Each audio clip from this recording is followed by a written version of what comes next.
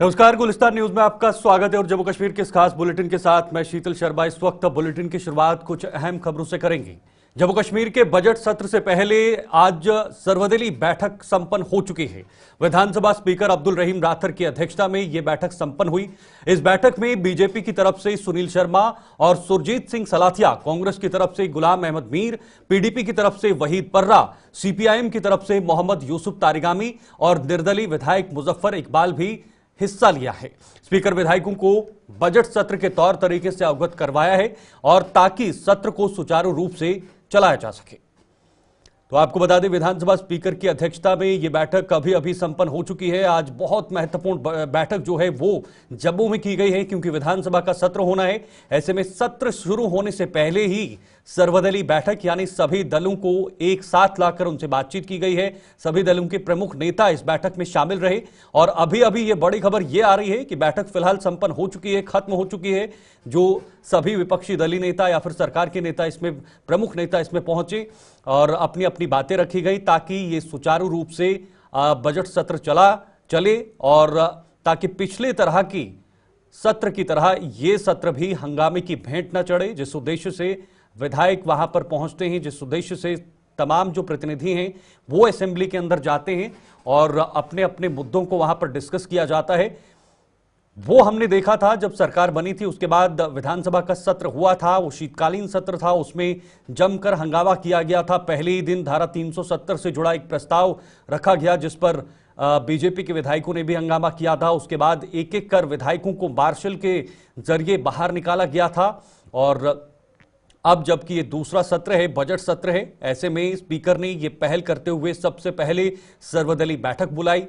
तमाम विपक्षी दलों के जो प्रमुख नेता हैं वो वहां पर पहुंचे। बीजेपी की तरफ से सुनील शर्मा जो नेता प्रतिपक्ष भी हैं और बाकी जो क्षेत्रीय पार्टियां हैं उनके भी जो प्रमुख हैं वो भी इस बैठक में शामिल हुए। अभी बैठक संपन्न हो चुकी है। अपने अपने विचार सभी दलों ने वहां पर रखे और इस सत्र को मजबूती से चलाने की बात कही है।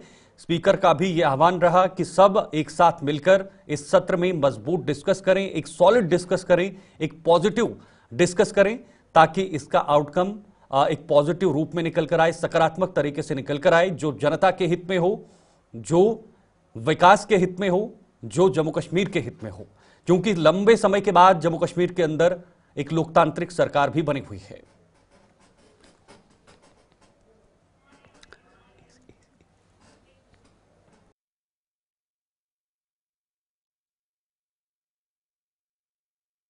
हुई है और जिसकी तस्वीरें आप देख रहे होंगे, बैठक अभी संपन्न हो चुकी है और बैठक संपन्न होकर खबरें ये भी है कि ये बैठक कई सारे मुद्दों पर हुई और बहुत अहम ये चर्चा रही है। विनोद कुमार जी, वरिष्ठ पत्रकार, हमारे साथ इस वक्त फोन लाइन पर जुड़े हुए हैं। विनोद जी, आखिर जिस बैठक की हम चर्चा कर रहे थे वो बैठक संपन्न हो चुकी है, सर्वदलीय बैठक रही, सभी दलों के प्रमुख वहां पर पहुंचे और खबरें ये भी हैं कि चर्चा काफी ठोस रही है। बिल्कुल, आपने ठीक कहा कि बैठक शुरू होने से पहले ही एलओपी सुनील शर्मा है, फॉर्मर मिनिस्टर भी है वो, उन्होंने स्पष्ट कर दिया था कि भारतीय जनता पार्टी के 28 विधायक जो है इस बात को सुनिश्चित करेंगे कि हाउस के अंदर कोई भी ऐसा बिल जो देश विरोधी हो, राष्ट्र विरोधी हो, वो पेश नहीं होने दिया जाएगा, किसी भी सूरत में पेश नहीं होने दिया जाएगा। दूसरा, बैठक के अंदर बड़ा एमिकेबली रहा, कोई ऐसी बड़ी लड़ाई या ऐसी नोकझोंक की घटना सामने नहीं आई है। अलबत्ता 1 घंटा और 20 मिनट स्पीकर अब्दुल रहीम राथर के चैम्बर में यह मीटिंग चली है। जी शीतल। बिल्कुल विनोद जी, पहले सत्र की बात की जाए तो वहां पर नेशनल कॉन्फ्रेंस का रोल कुछ अलग नजर आ रहा था, लेकिन यहां पर क्या नेशनल कॉन्फ्रेंस का रोल कुछ अलग रहेगा, उनकी भूमिका कुछ अलग रहेगी इस सत्र के दौरान में? देखिए, नेशनल कॉन्फ्रेंस को केंद्र सरकार के साथ बिल्कुल तालमेल बना के चल रहा है। ये बार बार उमर अब्दुल्ला भी कह चुके हैं कि हमें कोऑर्डिनेशन बना के चलना है, क्योंकि हमारी अर्थव्यवस्था, जम्मू कश्मीर की अर्थव्यवस्था पूरी तरह निर्भर जो है वो केंद्र सरकार पर रहती है।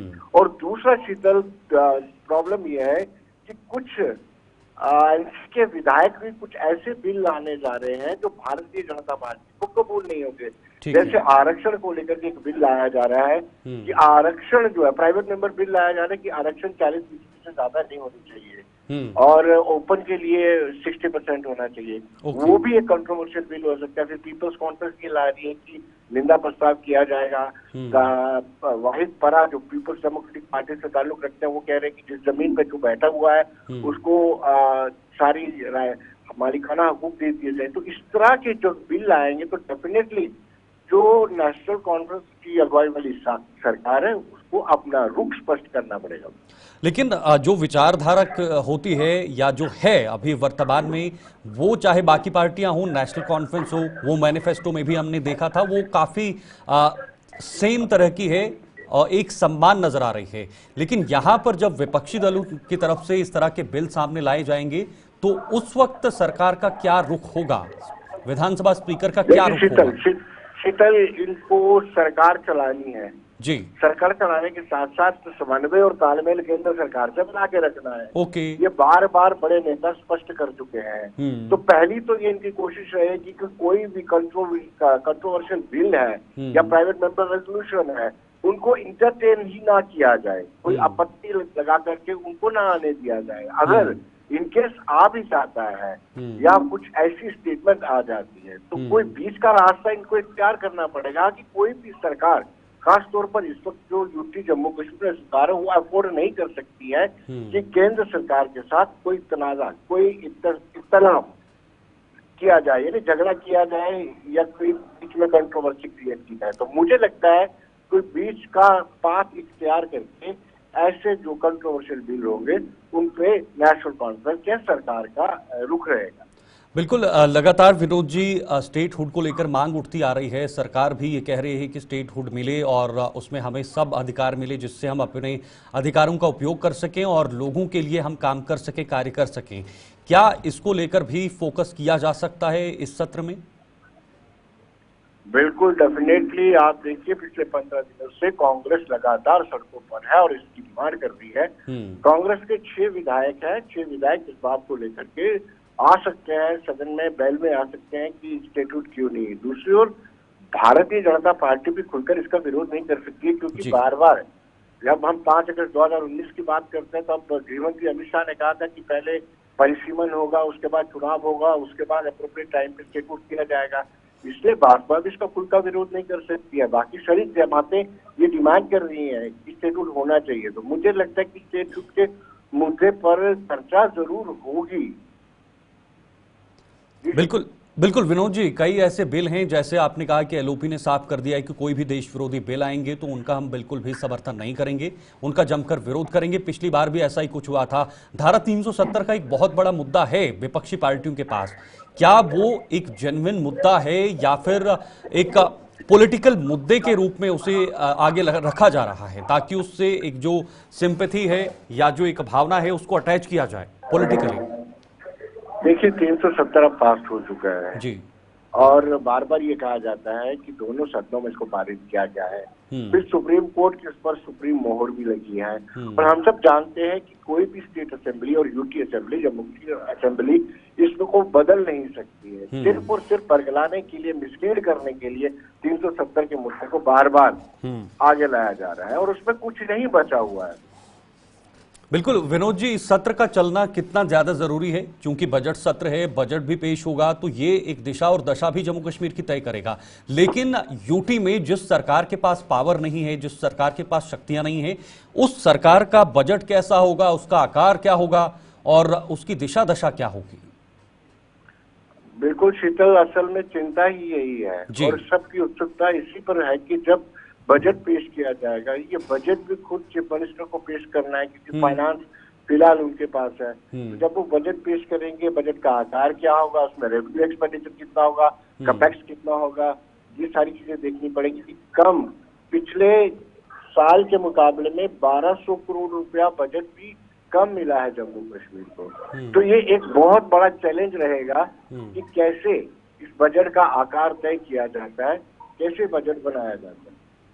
तो क्या बजट को लेकर केंद्र सरकार पूरा तालमेल करेगी जम्मू कश्मीर के लिए या कोई ऐसा प्रावधान है जहां पर आप इसका अंदाजा लगा सकते हैं कि 1200 करोड़ रुपए पहले केंद्र सरकार ने कम बजट दिया है, तो उससे साफ जाहिर होता है कि कहीं ना कहीं केंद्र सरकार पहला बजट देखना चाहती है, किस तरह का बजट वो बना करके पेश करते हैं। उसके बाद कुछ एक्शन लिया जा सकता है। जी, तो कैसे हर सेक्टर को एम्पावर किया जा सकता है? बजट जब आता है तो हर सेक्टर को देखा जाता है, चाहे वो एजुकेशन हो, चाहे वो हेल्थ हो, बाकी अन्य जो विभाग हों, कैसे उनको एम्पावर किया जा सकता है बिना बजट के? जम्मू कश्मीर के पास तो बजट है नहीं। जी जी जी, बिल्कुल आपने ठीक कहा कि बिना आर्थिक मदद के, बिना आर्थिक सहायता से कभी भी ये संभव नहीं है कि उनको जो हर सेक्टर को टच किया जा सकता है। बहुत बहुत शुक्रिया आपका विनोद जी हमारे साथ जुड़ने के लिए। और फोन लाइन पर विनोद कुमार जी, वरिष्ठ पत्रकार, हमारे साथ जुड़े हुए थे, जिन्होंने इस बैठक को लेकर भी जानकारी दी। और आने वाला बजट सत्र कितना अहम रहेगा, बजट कितना अहम रहेगा, चूंकि बजट भी पेश होना है, ऐसे में अब मुख्यमंत्री के पास क्या विजन रहेगा, सरकार के पास क्या विजन रहेगा, कैसे इस बजट को तैयार किया जाएगा, क्योंकि बजट जो है वो केंद्र सरकार की तरफ से आएगा, पैसा केंद्र सरकार की तरफ से आएगा, उसके अनुरूप ही इस बजट को पेश किया जा सकता है। आगे बढ़ेंगे। जम्मू में बस स्टैंड पुलिस द्वारा नींबू को ताक पर रखकर चलने वाली 2 स्लीपर बसों को जब्त करने के बाद आज प्रदेश के प्रवेश द्वार लखनपुर में भी पुलिस ने ऐसी ही बड़ी कार्रवाई की है। पुलिस ने लखनपुर में आज 4 स्लीपर बसों को जब्त किया है, जो बिना दस्तावेजों के सड़कों पर दौड़ रही थी। पुलिस ने बसों को जब्त कर आगे की कानूनी कार्रवाई भी शुरू कर दी है। तो आज बस स्टैंड पे जैसे पुलिस की कार्रवाई होती है, उसी तरह की कार्रवाई आज प्रवेश द्वार लखनपुर में भी देखने को मिली है। बड़ी बसों को वहां पर जो है उन पर कार्रवाई की गई है। ये बताया जा रहा है कि बिना दस्तावेजों के ये बसें जो है चल रही थी, भागदौड़ कर रही थी, लेकिन उसका यहां पर कानूनी रूप से शिकंजा कसा गया है। जो तस्वीरों में आप देख रहे हैं, ये वही बसें हैं जो इस वक्त कानून के शिकंजे में हैं। यानी पुलिस ने इन बसों को अपने गिरफ्त में कर लिया है, ताकि ये अपना जो एक प्रक्रिया होती है, एक जो प्रोसीजर होता है, डॉक्यूमेंट्री वर्क होता है, वो पूरा हो, उसके बाद ही ये सड़कों पर संचालित हो सकते हैं। तो ऐसे में ये भी एक बहुत बड़ी चुनौती रहती है कि आखिर जिन बसों की वेरिफिकेशन नहीं है, जिन बसों के पास दस्तावेज नहीं है, डॉक्यूमेंट्स नहीं है, वो बाकी राज्यों के जो बसें हैं वो जम्मू कश्मीर की तरफ आती हैं या जो यहाँ से चलती हैं, तो जाहिर सी बात एक चैलेंज होता है कहीं इन बसों के जरिए कुछ और ना हो, क्योंकि प्रवेश द्वार है। ऐसे में जम्मू कश्मीर की तरफ आतंकवाद का साया और ड्रग्स या बाकी अन्य चीजें होती हैं। तो ये तमाम चीजों को मद्देनजर रखते हुए ये बड़ी कार्रवाई पुलिस की तरफ से की गई है। नींबू को ताक पर रखने वालों पर यह कार्रवाई की गई है। रंजीव मेहता संवाददाता कठुआ से हमारे साथ जुड़े हुए हैं। रंजीव, जरा जानकारी बताइएगा, कितनी बसों पर यह कार्रवाई की गई है और कितनी बसें अभी तक पुलिस ने अपने शिकंजे में ली हैं? देखिए शीतल, मैं सबसे पहले ये एक खबर वाजे कर दूं, जो गाड़ियां पकड़ी हैं आज लखनपुर में, जो जम्मू कश्मीर का प्रवेश द्वार है, ये स्लीपर बसेज है। इनको जब्त किया है मोटर व्हीकल डिपार्टमेंट में। जम्मू में जो पकड़ी गई थी उनको पुलिस ने पकड़ा था, और यहाँ पर जो पकड़ी गई है उनको मोटर व्हीकल डिपार्टमेंट के कर्मचारियों और अधिकारियों ने यहाँ पर पकड़ा है। क्योंकि जांच के दौरान जैसे ही ये जम्मू कश्मीर में आज सुबह इंटर हुई, तो इनको जांच के लिए वहां पर रोका गया जब चेक पॉइंट पर, और वहां पर इनके कागजात चेक किए गए तो इनके पास वैलिड परमिट जम्मू कश्मीर का नहीं था। रजिस्ट्रेशन भी इनके, एक गाड़ी का रजिस्ट्रेशन जम्मू का था, लेकिन बाकी तीनों का रजिस्ट्रेशन बाहरी राज्यों का था। तो जिसके चलते इनको रोक लिया गया और इनको जब्त किया गया। क्योंकि पिछले दिनों भी आरटीओ, जो ट्रैफिक विभाग के जो डीटीआई कठुआ है, उन्होंने भी चढ़वाल में 2 बसों को सीज किया था, जिन्होंने यात्रियों से जो किराया है, जो इन स्लीपर बसों का निर्धारित किराया उससे अधिक वसूला था, उसकी शिकायत को लेकर ही कार्रवाई हुई थी। तो इस तरह की कार्रवाई जो स्लीपर बसों पर हो रही है लाजमी था, क्योंकि पिछले काफी समय से ये शिकायतें आ रही थी, चाहे पुलिस हो, चाहे ट्रैफिक विभाग हो, चाहे मोटर व्हीकल डिपार्टमेंट हो। तो उसके चलते जम्मू में भी कार्रवाई हुई, चढ़वाल में भी हुई, और आज लखनपुर में ये कार्रवाई हुई है, जिसमें 4 बसों को जब्त किया गया है। तस्वीरों में साफ तौर पर दिखाई दे रहा है कि 4 बसों को लखनपुर के जो कमर्शियल टैक्स का ऑफिस है, जो लखनपुर से जैसे ही पंजाब की तरफ से रावी का ब्रिज क्रॉस करके आते हैं, वहीं पर इनको रोक लिया गया और चेकिंग के दौरान और इनको वहीं पर खाली कराया गया। जो यात्रु थे इसमें, जो सवार लोग थे, जो अपने गंतव्य की तरफ जाने के लिए इन पर सवार हुए थे, उनको काफी परेशानी उठानी पड़ी, क्योंकि बिना दस्तावेज और बिना वैलिड परमिट जो जम्मू कश्मीर में जो परमिट जारी किया जाता है मोटर व्हीकल डिपार्टमेंट की लेकिन तरफ से, रंजीव, वो काफी देर परमिट से ही इनके सही पास कार्रवाई होगा। तो हुई है, लेकिन इतनी देर क्यों लगती है इन पर कार्रवाई करना? क्योंकि बिना वैलिड परमिट के आना, बिना दस्तावेजों के आना, ये तो एक बहुत बड़ा रिस्क भी रहता है। बिल्कुल, रिस्क के साथ साथ एक बड़ा क्राइम भी है, इसको बिल्कुल एक बिल्कुल। क्राइम भी कहेंगे, क्योंकि शीतल क्राइम करते हैं अगर, क्योंकि जो अपनी कमाई है उसमें भागा करने के लिए ये लोग जो सरकारी जो इनको वो भरना होता है रूट परमिट के लिए जो फीसें भरनी होती है, बिल्कुल। क्योंकि स्लीपर लग्जरी बसें हैं, इनकी फीसें भी भारी भरकम होती हैं, तो उनको बिल्कुल। बचाने के लिए के चक्कर में ये लोग रात के अंधेरे में ही ज्यादातर सफर करते हैं, लेकिन सुबह होते ही जैसे ये लखनपुर में आप इंटर किया, इनको पकड़ लिया गया। ये पूरी तरह से जो यात्री इनमें सवार होकर सफर करते हैं उनके साथ भी खिलवाड़ है। कल को कोई हादसा अगर पेश आता है तो इंश्योरेंस को लेकर कई मामले आते हैं कि वैलिड परमिट होना चाहिए। बिल्कुल। जब कोर्ट में जाते हैं तो अगर परमिट होगा तो इंश्योरेंस भी होगा, तो उसको लेकर अगर इन्होंने सिर्फ इंश्योरेंस करवाया, परमिट नहीं है, तब भी एक बड़ा ऑफेंस है। और ARTO शम्मी कपूर जो कठुआ के में तैनात है मोटर व्हीकल डिपार्टमेंट, उन्होंने बताया कि ऐसी कार्रवाई हम करते रहते हैं, और आज की कार्रवाई में 4 बसें जो है उनको जब्त किया रंजीव, गया है। क्या और ये यात्री कार्रवाई इसी तरह से आगे बढ़ेगी? क्योंकि जो बसें पकड़ी गई हैं, जाहिर सी बात है एक एक एजेंसी की दो दो तीन तीन बसें चलती हैं, तो जाहिर सी बात है एक बस का अगर परमिट नहीं होगा तो दूसरी बस का भी नहीं होगा। ऐसा भी पॉसिबल है, ऐसा भी मुमकिन है। तो क्या उन पर भी गाज गिर सकती है? इस कार्रवाई के दायरे को बढ़ाया जा सकता है? बिल्कुल, ये उन्होंने इस बारे में बताया कि जरूर जो भी बिना वैलिड डॉक्यूमेंट या परमिट के जम्मू कश्मीर में प्रवेश करेगा उस पर जरूर कार्रवाई होगी। और उसके साथ ही मैं बताऊं, क्योंकि जम्मू में जो रेलवे स्टेशन है वहां पर उसके जो प्लेटफार्म है उसका विस्तारीकरण का काम के चलते जो 2-3 महीने के लिए जो ट्रेनों की आगमन के जो है बहुत कम हो गया है, क्योंकि आगे 30 से 40 ट्रेनें रोज आती थी, आज मात्र 3 से 4 ट्रेनें रोज ही चल रही हैं। इसके चलते महाकुंभ का भी पर्व चल रहा है, तो सारा कारोबार जो इस इलाके से है वो इन बसों पर है। तो अपनी इस कमाई को दुगना करने चुगना करने के लिए ये बिना परमिट के भी जाने के लिए तैयार हो जाते हैं इन बसों वाले। लेकिन लोगों को कहीं ना कहीं काफी दिक्कतों का सामना करना पड़ता है जो इनमें सवार होते हैं। जब कोई रात को दिल्ली से बैठता है तो जम्मू जहाँ कटरा जाना होता है, तो रास्ते में अगर रोक लिया जाए तो उसका काफी समय खराब होता है।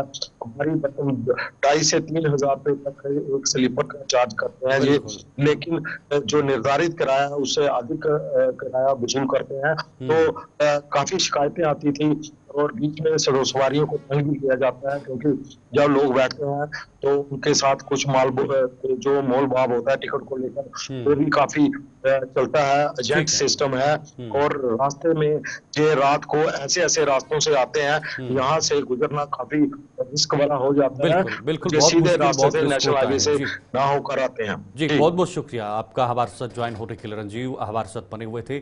काफ़ी ऐसी बसेज हैं जो बिना परमिट के चलती हैं, जिसका खामियाजा आम लोगों को भुगतना पड़ता है, और वो ऊपरी फायदा उठाकर अपने आप को फायदे में पहुंचाने की कोशिश करते हैं। जम्मू कश्मीर के कई इलाकों में आज भी मौसम के तेवर बिगड़े रहेंगे। प्रदेश में साउथ कश्मीर और जम्मू संभाग के चिनाब रीजन के अधीन आने वाले जिलों में बारिश और ऊपरी इलाकों में बर्फबारी के आसार बने हुए हैं। श्रीनगर में मौसम विभाग के डायरेक्टर डॉक्टर मुख्तार अहमद ने बताया कि खास तौर पर आज रात को साउथ कश्मीर और जम्मू संभाग में तेज बारिश और पहाड़ों पर बर्फबारी हो सकती है। उन्होंने पर्यटकों व अन्य लोगों से भी हाईवे पर सफर करने वालों से भी एहतियात बरतने और किसान वर्ग से भी अगले करीब एक हफ्ते तक फसलों की सिंचाई करने व खाद आदि छिड़कने से परहेज करने का आह्वान किया है।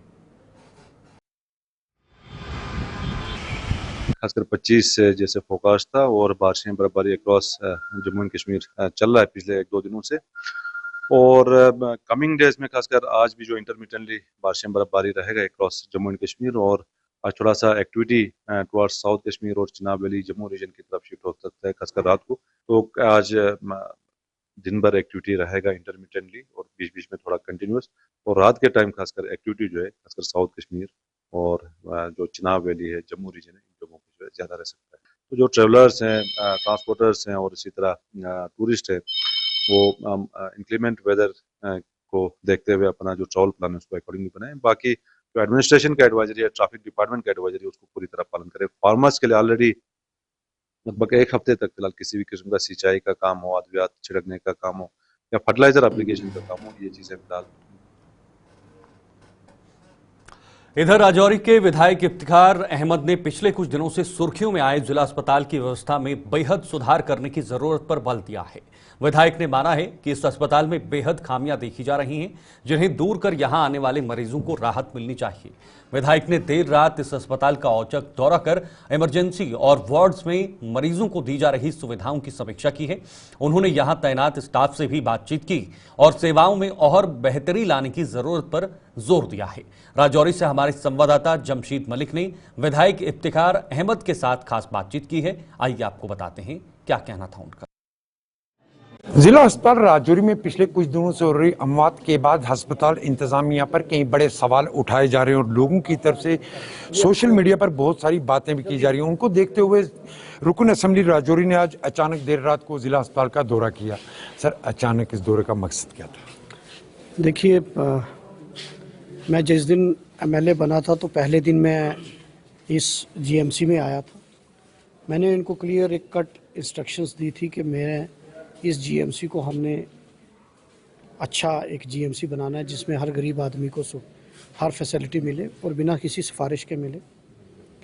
बीच में जैसे जैसे टाइम निकलता गया, 1-2 बार हमारी विजिट्स थी और आज मैं ऑन स्पॉट यहाँ, क्योंकि हमने एक नौजवान की डेथ होगी उसको देखने में आया था और ऑन स्पॉट ये चीज़ें चेक करने कि जो एमरजेंसी है आम गरीब लोगों को, क्योंकि मेरे पास कंप्लेंट आती थी कि रात को यहाँ स्टाफ नहीं होता और रात को इनका सिस्टम जो है यहाँ कोई होता नहीं।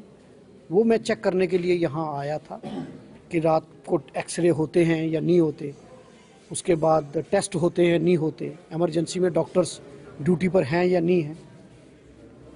वही मैंने देखने आया हूँ और मैंने वही चेक किया। सर, पिछले कुछ दिनों से अगर देखें तो जिला अस्पताल में कुछ लोगों की मौत हुई, खास करके 2-3 दिन पहले अगर चल जाएं, एक प्रेग्नेंट लेडी की मौत हुई, उसके बाद काफ़ी लोगों की तरफ से हंगामा राई हुई। क्या कारण है कि इस अस्पताल पर इस तरह के इल्ज़ाम लगते हैं लापरवाही के लगातार? अगर इल्ज़ाम लग रहे हैं तो इनको सुधारने के लिए, क्योंकि आप इसके एक मेंबर हैं, इस वक्त रुकन असेंबली भी हैं, किस तरह का काम आगे किया जाएगा?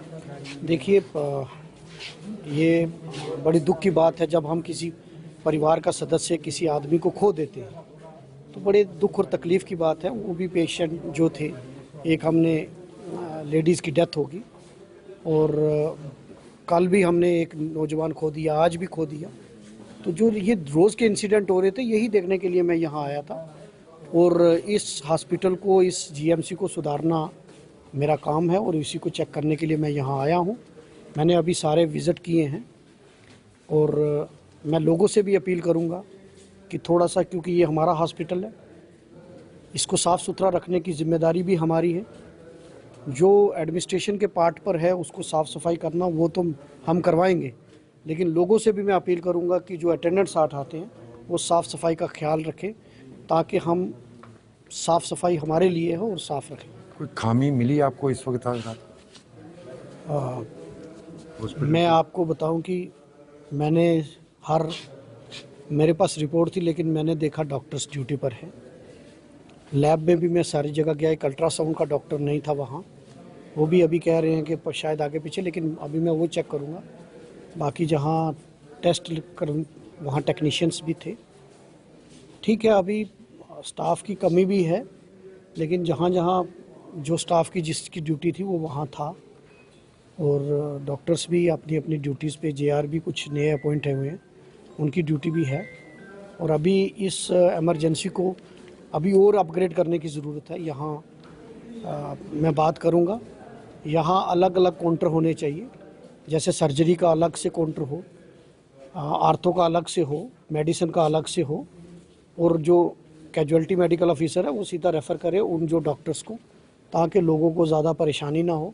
मेरे पास ये भी कंप्लेंट थी कि जो प्रिस्क्रिप्शन हम लेते हैं, जो स्लिप लेते हैं, वो इन्होंने ऑनलाइन पेमेंट का मोड रखा है, तो मैंने वो भी जाकर पर्ची ली ताकि मुझे देखूँ ये मेरे से कैश लेंगे या ऑनलाइन लेंगे, लेकिन उन्होंने कैश का प्रोविज़न भी रखा। किसके पास स्मार्टफोन नहीं है तो वो क्या करेगा। तो ये सारी चीज़ें मेरे ज़ेरे नज़र थी और मैंने ये देखा है और इसको और मज़ीद कोई मेरे पास फीडबैक आएगी तो उस पर भी कार्रवाई होगी। जी सर। ये तो हमारे साथ रुकन असम्बली राजौरी इफ्तिकार अहमद, जिन्होंने आज अचानक ज़िला अस्पताल का दौरा क्योंकि पिछले कुछ दिनों से ज़िला अस्पताल के खिलाफ कई तरह की शिकायतें और सोशल मीडिया पर कई तरह के मैसेज पैगाम वायरल हो रहे थे, जिसके बाद इन्होंने अचानक यहाँ का दौरा किया, मगर इन्होंने माना कि हालात काफ़ी बेहतर हैं और मज़ीद बेहतर करने की अभी ज़रूरत है। राहुल सुदन के साथ जमशेद मलिक, गुलिस्तान न्यूज़, राजौरी। जम्मू कश्मीर के इस खास बुलेटिन में फिलहाल के लिए इतना ही। दीजिए इजाजत, नमस्कार।